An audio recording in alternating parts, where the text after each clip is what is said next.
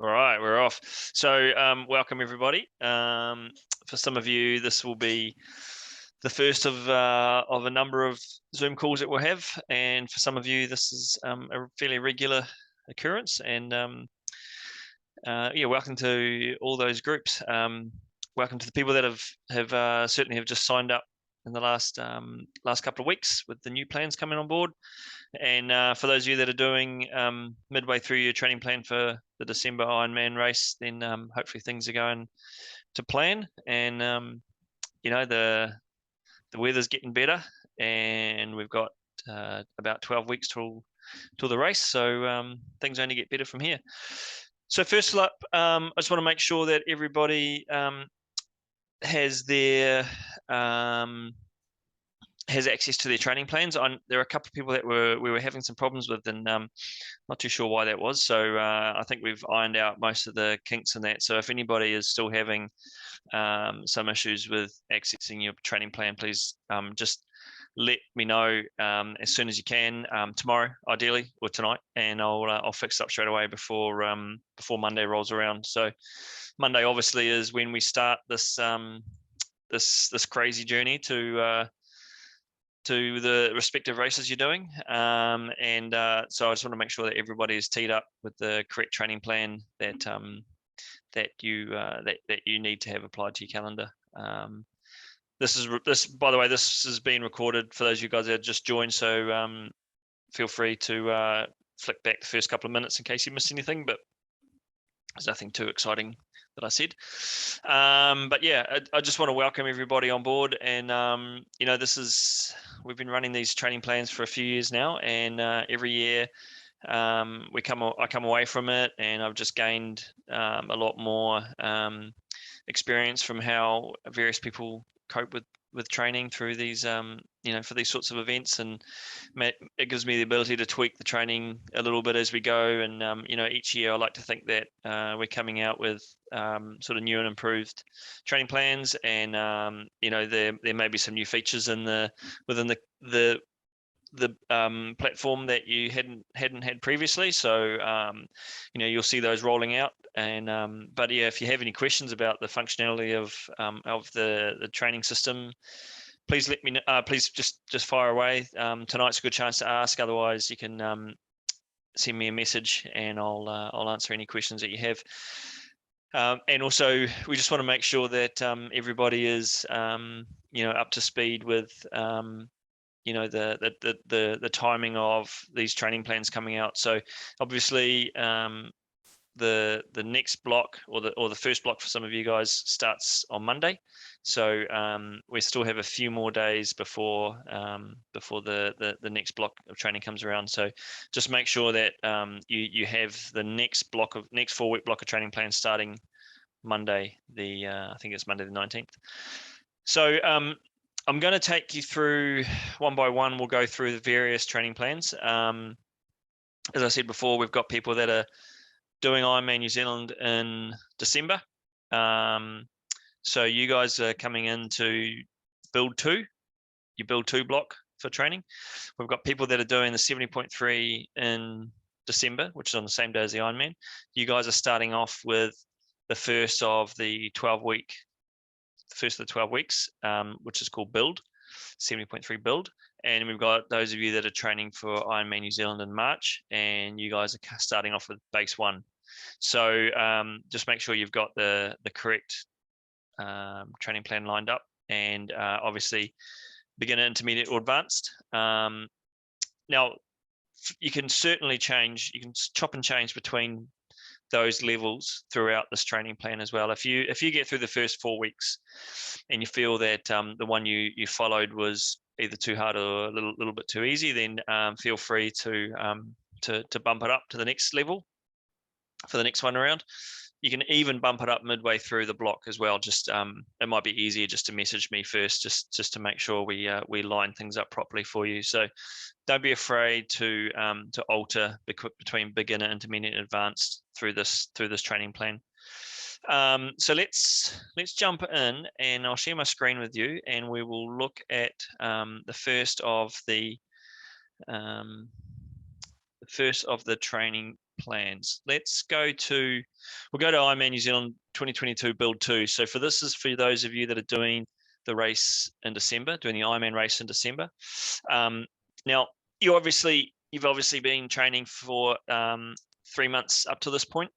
So you'll have a really, really good base level of fitness. And this is just really building on the great work that you've been doing up to this point. So it's really, there's a few key sections through this 4 weeks, which is particularly specific to the course in Taupo, and we'll explain a little bit around that in a minute. But basically, starting off, we've got the technique swim on the Monday, and as is always the case, we have the three Mondays is the same technique session. I just find that works so well. You're just drilling in those sessions, getting that technique absolutely dialed. So the focus through those ones is we're beginning to bring in a little bit more sighting into your stroke now. So getting you used to lifting your head up out of the water to sight the end of the pool. And it's really important, because if you think about an Ironman swim, it's been 3.8 kilometers long, and you're sighting every 6 to 10 strokes. If you count how many times you're lifting your head out of the water, and if you've got poor sighting technique, how much that can affect your overall speed in the water is enormous. So I really want people to get really, really good at sighting in the pool, and then when you're out in the open water, get that opportunity to practice that sighting regularly as well. It should become absolutely natural, second nature, not even thinking about it. It should just be just like pedaling, just like just like running. It's just something that comes totally natural to you. So sighting is really, really important. The other drill that we've got there is a closed fist drill, and it's pretty self-explanatory. The reason why I like this one is it helps you to really identify the forearm as part of the pull, the catch and pull of your stroke. So by closing your fist, you're reducing the surface area of your hand, and you're driving back through the water just with your forearm. Now, if you have technique where your elbow is dropped at the start of your stroke, you'll find that that you lose a lot of traction on the water, and you'll find closed fist swimming quite difficult and quite slow. If you keep your elbow high and you have that nice vertical forearm through the catch and pull of the stroke, you'll find that you don't go much slower with the closed fist. Now, it's really important to really nail that technique. It's especially when you go to put a wetsuit on and you lose that feeling of the water against your forearm because it's covered up with wetsuit material. You want that to be, again, a natural second nature position for your hand to be in. So we're really nailing this sort of technique through this part of the season. Switching into Tuesday's bike session, we're looking at a longer hill. Now, 8 minutes long is a pretty long hill. I don't know, there's many hills around, certainly around Auckland, that are 8 minutes long. There's a few out in the Waitaks. There might be a few up on the North Shore. But that's where Zwift or Trainer Road will come in really handy for those of you that are using those applications. So you can download that file, drop it onto your Zwift or your Trainer Road workout folder, and do that session online. You can also do it on just a normal indoor trainer that you might use that doesn't have any functionality with those platforms. You just chuck a telephone book or a block under your front wheel just to get a little bit of elevation, and just spend the duration of that interval, so 8 minutes for the intermediates, and I think it's up to 10 minutes for the advanced, just pedaling at that slightly lower cadence, and just settling into a rhythm of just leaning on the pedals and just getting used to just grinding away in that gear. Each time you do that interval, go 1 or 2 gears harder, just so you put a little bit more load on your legs and you're really building that muscular endurance. But it's really important to not overload yourself too much. So if you're finding you're getting knee pain or particularly sore muscles, then just knock it back a couple of gears, make it a little bit easier. It might just be that you're just advancing yourself a little bit too quickly through those hill intervals. This is really important for that dreaded climb on the way back to the end of the lap on each of the Ironman New Zealand bike laps. So it's whilst it may not be that duration, it might be 15-20 minutes for some of you. It's just a chance to get used to pedaling at a slightly lower cadence, slightly higher load for an extended period of time, and you just build up that muscular endurance. So you were really nailing that ability to ride at that intensity, just to get yourselves up the hill. It also simulates some of the headwind sections that you'll find as well. Easy run in the afternoon with a few stride outs, just to sort of counter the effect of the big gear lower cadence work. Just some faster stride outs, just to get your legs turning over a little bit quicker. Wednesday endurance swim, pretty straightforward. Running, now we're going to hit you with a tempo set in the middle of your run. So it'll start out and progress through the weeks, getting a little bit longer each time. So for the first week, for the intermediates, it's 6 kilometers, and that tempo pace, it's not a flat out pace, but it's fast enough that you feel there's a little bit of load, a little bit of strain, but you should be able to feel like you can hold it for about an hour before you really feel that it sort of hits you and makes it quite difficult. So it's like I say, it's not flat out. Don't go into this as a sprint. Think about it as a good, steady, really, really nice, relaxed, moderately fast pace. And this is great again for just building that muscular endurance in the body and just getting used to increasing that strain. And the whole reason why we're increasing the strain through these sessions during the week is to get you to the weekend where the big long rides and runs hit you, and you're coming into them with a little bit of fatigue. So Thursday bike ride, I'd like you to get up to 2 hours if you can. If you can't, then fit what you can in, but just get out, ride your bike, do it on the road, do it on the trainer, whatever suits you. You can even split this into 2 rides, so maybe an hour in the morning, an hour in the afternoon. But if you can get 2 hours, that'll be great. Again, it just builds enough strain and fatigue in the body, so the longer ride over the weekend is that much more effective. Speed session in the pool on Friday. Good little chance to just push your pace up a little bit higher. A lot of fun on these ones. And then coming into the weekend, we're hitting the big numbers here. We've got 5 hours, 5.5 for the intermediates through those 3 weeks, with a run off the bike, 30, 45, 1 hour off the bike. I stress that this pace off the bike is easy. It doesn't need to be fast. It just has to be something that your body's getting used to running after a long ride. It's just these are the sessions that you'll really benefit from come Ironman week, Ironman race day. So you're building that fatigue through the week, hitting the weekend, getting through those sessions, making sure you're feeling well, going out with your mates, just spending time on the road and just having a really, really good quality session out of it. And then long run on the weekend, we're building your distance up on those as well, building your duration up to 2 hours. It's just a really, really, really good load. It progresses through the weeks, as you can see, but it's it's nothing crazy, but it's just getting more and more, which is going to be great. Fourth week, obviously, rest day on Monday. Couple of easier sessions through the beginning of the week, a little bit of tempo work on the bike, and then a slightly lower volume weekend, getting ready for the next week around. So that's for you guys that are doing the December Ironman race. That's your build too.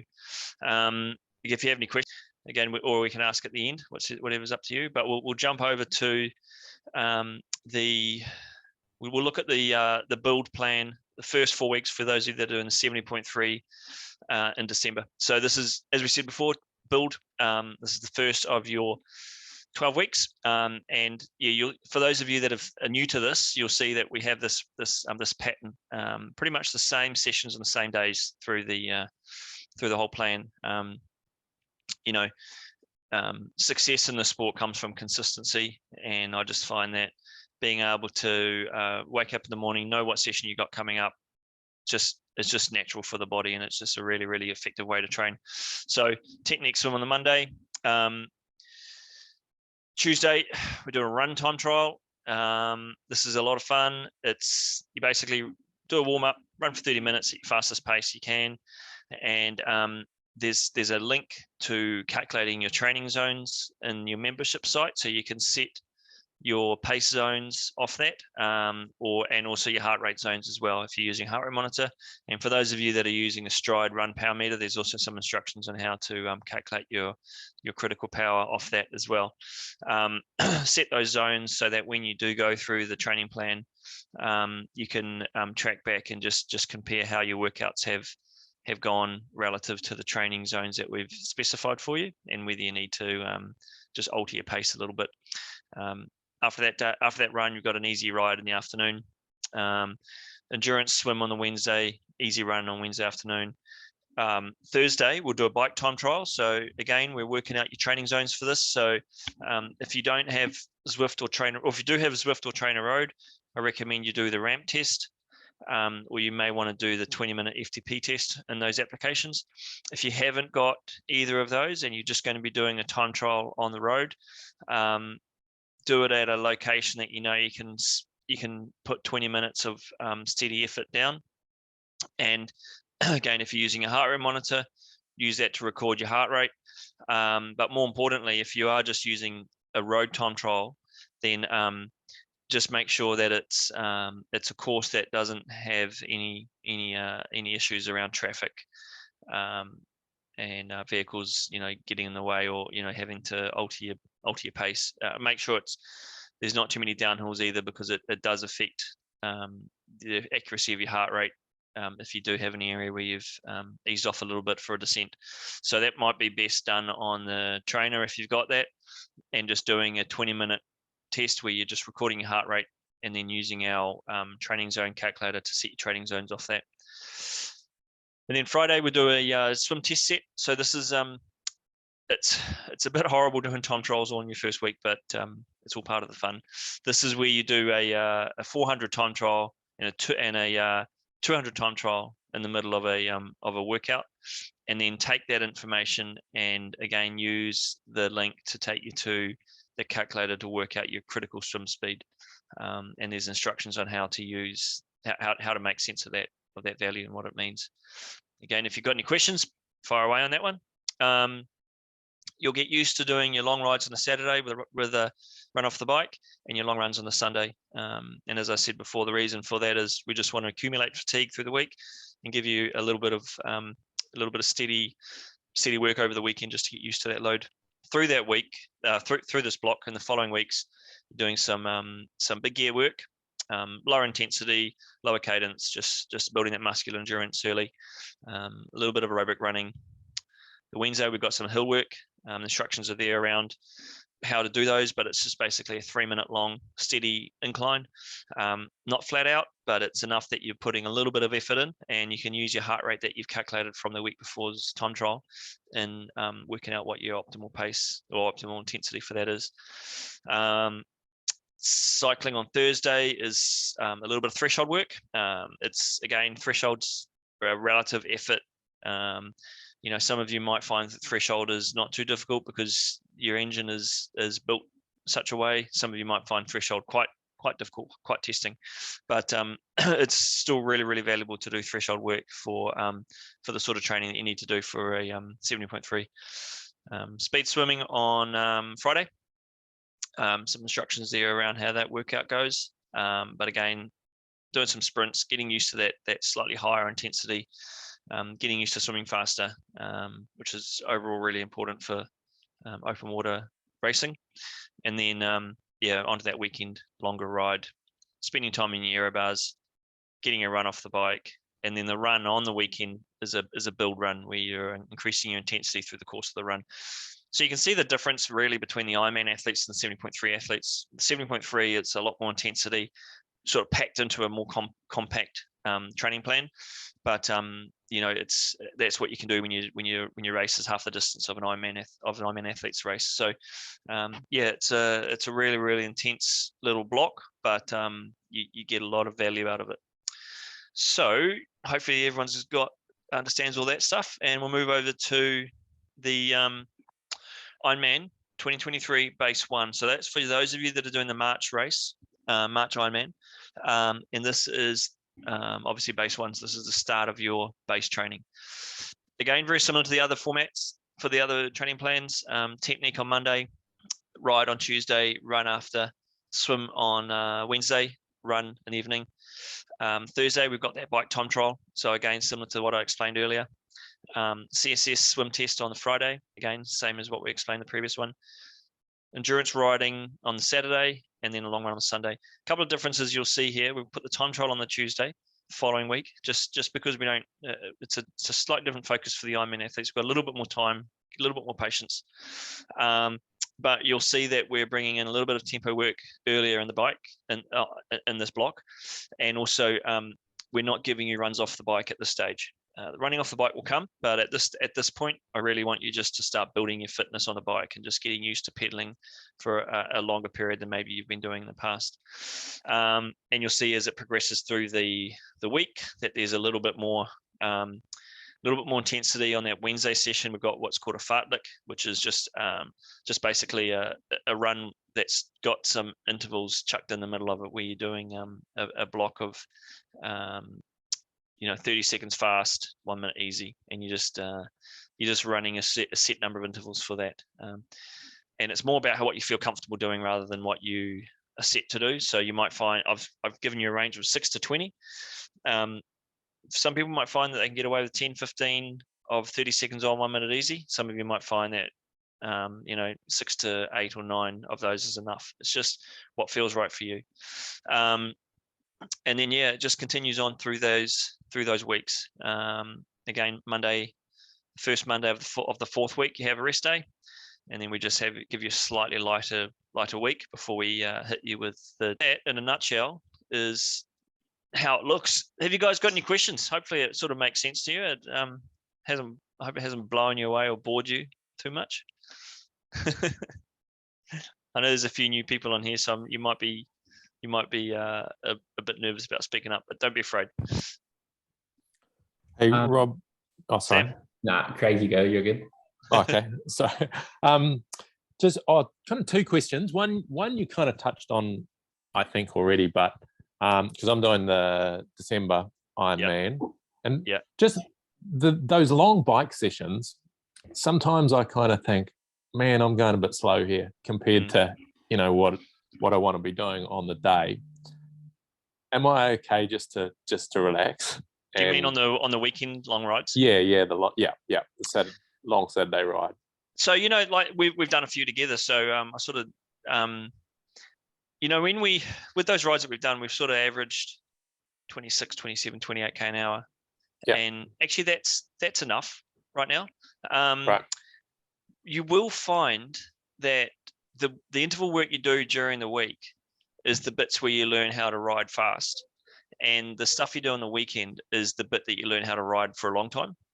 And so by the time you come to the race, you bring in the fast stuff and the long stuff together, and somewhere in the middle there's this magic calculation that our body puts together, and it finds this is the optimal pace for the race. And it's amazing how well you can train either ends of the spectrum and then get to the race day and you fall into it and you just go, oh, okay, well, that actually feels really comfortable, and that's about what I expected I'd be doing. And the closer we get to the race, the more there will be some race specific work on those weekends. And it will be a chance for you to sort of dial in and feel that speed. But for now, I wouldn't be too worried about how fast you're going. There should be some sections where, if you're on a nice rolly flat to flat section of road, and you know that your heart rate's been behaving itself pretty well the whole session, then chuck it in a bigger gear and just get used to riding at a faster pace. But don't worry about your overall average speed being a little bit less than what you'd hope it to be. I would look to try and extend the amount of riding out for longer and longer, rather than try and making it faster and faster at this stage. And the other thing to remember is on race day, you'll have some pretty sweet wheels and some good tires and an aero helmet. And a few other people around you and a bit of motivation to sort of up it a little bit. But if you can load those 5 or 6 hour rides and get off the bike and actually feel pretty good, then I think that's when you're in a real good phase of training. But next specialty phase, so the next block that comes at you, that'll have some race specific work in it. So that'll be when we'll have this discussion again, and we'll see how you're coping with that sort of stuff. But yeah, that's a real good question. Real good question. Cool. And just the other one quickly, those tempo runs on the Wednesdays. Yeah. So they're all kind of listed as 55 minutes, even though the distance is getting up. I'm assuming we'll just go focus on the distance, and I don't have to do 12 Ks and, in 40 minutes, take it off to warm up and pull down. I basically had to set a duration. And as a bit of a placeholder on person. Cool. But that's actually that is a very good question. I probably should explain it, that one. And so I mean, the thing is, though, some of those Wednesday runs, you might find you're running for an hour 20, which is actually, you get an hour 20 run in the middle of the week of an Ironman block. You think, man, that's actually some really, really good quality training. So if you are hitting that duration, and you're feeling good at the end of it, then you're in a great place, definitely. Cool. All right, thanks. That's right. All right, correct. Sam, did you have a question? Yeah, so I know I've mentioned this to you before, but I'm doing the 70.3 in December and the full in March, and I'm going to be following the one for March. But is there like a block for the 70.3 to just get a bit of speed in the legs, or is it just train through it? Yep. No, there's a few of you that'll be doing that. So I'm going to, I think it'll be this next phase will you'll follow the same training plan. Yeah. And then when it goes into what will be the 70.3 race plan, I'll get it right when we get there. But there will be a separation, and I'll make sure when it goes out that you know which plan you do. But there will be a block that you add to get you through that 70.3 race, recover out of it, and then start the next phase after it. So no, it's good question. Awesome. Anybody else got questions there? Cool. A couple of things I'd want to stress as well at the moment is just don't be afraid of the elements, but be a little bit respectful of the elements. So like it's still a little bit cold outside, and there's not a huge amount of gain by trying to be all bravado and tough and going out without arm warmers or leg warmers on.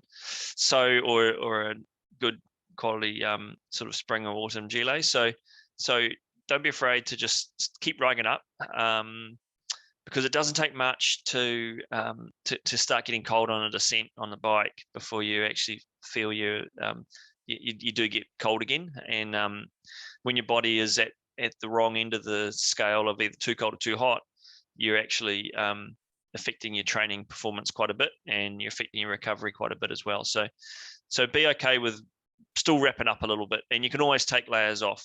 You can't put layers on if you're out on the road and get cold. Same thing with running.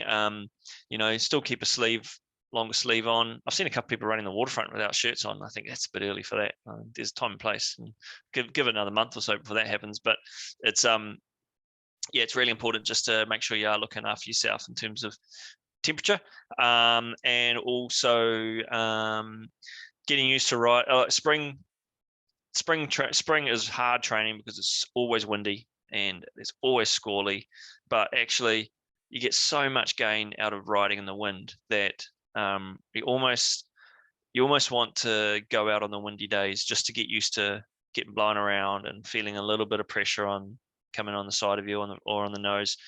And obviously if it's raining, you want to choose to ride indoors for those days. But if it is windy outside, and if it's not super windy and dangerous, and if they're not closing, if they're not closing off the ferries and stuff like that because it's too windy, then just get out in the wind and just feel the pressure on the pedals, and just look at every pedal stroke riding into the wind as a little bit stronger each time. There's so much gain from it. And then come race day, if it is a little bit windy and it's not as windy as it has been on training, then you're thinking this is Christmas, this is great. Whereas other people may have been hiding from the wind and not so comfortable riding in it. So I always look at the wind and think, yep, this is a good day to go out. And then come race day, I just want to be fearless in the wind. I just don't want to be thinking about it at all. Think of it as a strength rather than a weakness. But yeah, be careful with just safety around that as well. So, you know, if it is gusty and you're coming down a hill, stay off at aero bars, just have your brakes nearby. But yeah, there's a lot to be learned from that. And the other thing would be to look after yourself with fueling and hydration. You know, it's okay to some of these longer rides to start them fasted. So maybe only having a coffee in the morning and or a light piece of toast. But if you do spend the first hour and a half just drinking water, once you get to that hour and a half mark, make sure you have a Cliff Bar or a gel, a couple of gels, just to start that process of fueling, because you've gone through that initial stage of fasted training's effect and you've gained the metabolic flexibility from that. But now you want to train for the workout and what's coming after it. So start guzzling your fuel. You're not going to reverse the effect of that that reduced carb intake.